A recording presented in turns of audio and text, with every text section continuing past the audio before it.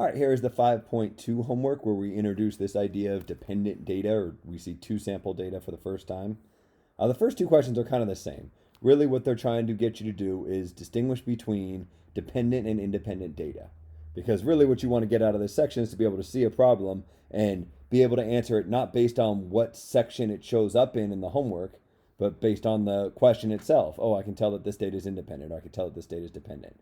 So you get a lot of examples to do that. 4 on this first problem, and then more, another 3 or 4, 3, I guess, on this second problem. And each one, you just want to know if it's dependent or independent data. The terms they use are paired and not paired.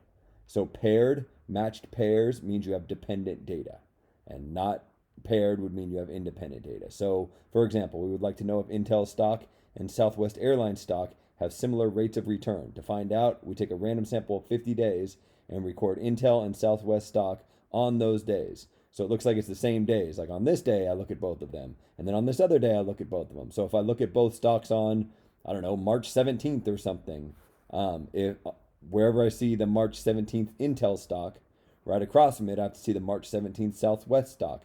In other words, the second set of data is dependent upon the first set of data. I would say that I have paired data for this one.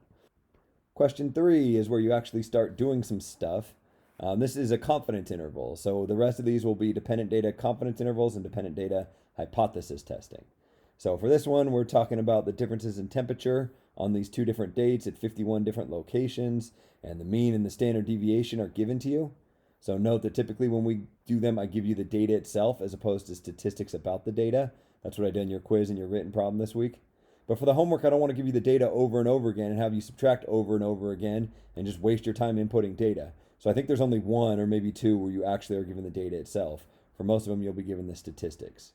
So they give you the differences. So you'll just be doing a t-test or a t-interval in this case. And the mean difference and the standard deviation of the differences are given to you. And then you can create a confidence interval, so lower and upper bound. Those numbers will come straight out of your calculator. Interpret the interval, that's what we've been doing in our conclusion. Figure out which of these 4 is logically equivalent to the conclusions that we've been writing. And then this one's a little bit different. You haven't seen this yet. Essentially, you were supposed to look at it. It says, does the confidence interval provide convincing evidence that the temperature was higher in 2008 than in 1968 in the continental United States? Explain. I don't know how to give you a hint without just telling you the answer. So I don't know, maybe just try your best, see if you can get anything out of this, see if it makes any sense. If it does, great. Consider extra credit if you want. If you don't get it, don't worry about it a whole lot.